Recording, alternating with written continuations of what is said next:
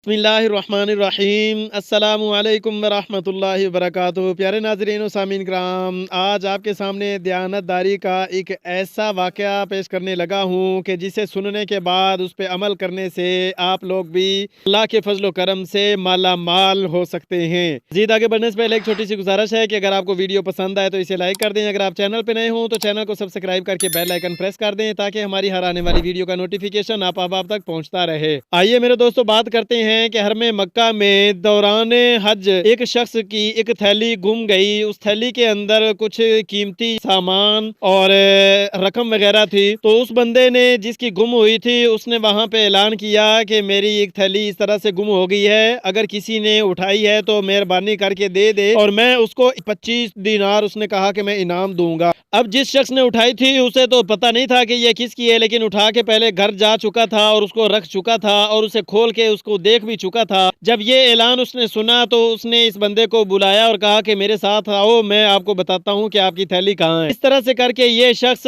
उसको अपने साथ ले गया और घर में जाकर उसे कहा कि जी ये रही आपकी थैली, ये वाला आपका हार और ये है आपकी रकम। तो इसके बाद फिर उस शख्स ने अपने किए हुए वादे के मुताबिक 25 दिनार दिए, लेकिन इसने कहा कि मैंने ये कोई मुआवजा के तौर पे ये काम नहीं किया, बल्कि अल्लाह की रजा के लिए मैंने ये आपका सामान आपको अता किया। तो इसके बाद फिर कुछ अरसा बाद बड़ी मिन्नत समाजत के बाद वो बंदा तो वहां से चला गया, पैसे न दे सका, लेकिन कुछ अरसा के बाद कुछ लोगों का काफिला वहां से निकला, कश्ती पे जा रहे थे। तो ऐसा मसला बना कि कश्ती खराब हो गई, टूट फूट का शिकार हो गई, सब लोग गर्क हो गए। उनमें से ये जो दयानतदार शख्स था ये एक फट्टे पे बचते हुए एक किनारे पे लगा। पार जिस एरिया में पहुंचा वो ऐसा एरिया था कि वहां के लोगों को दीनी मालूमात के लिए एक दीनदार बंदे की जरूरत थी। तो उन्होंने इस बंदे को देखा कि ये दीनदार हाफिज कुरान है, इस बंदे को अपने पास रखा, इमामत खिताबत के तौर पे मस्जिद में उसे फिट कर लिया। कुछ अर्सा के बाद उसकी वहां पे शादी भी करने लगे। तो जब शादी का मौका आया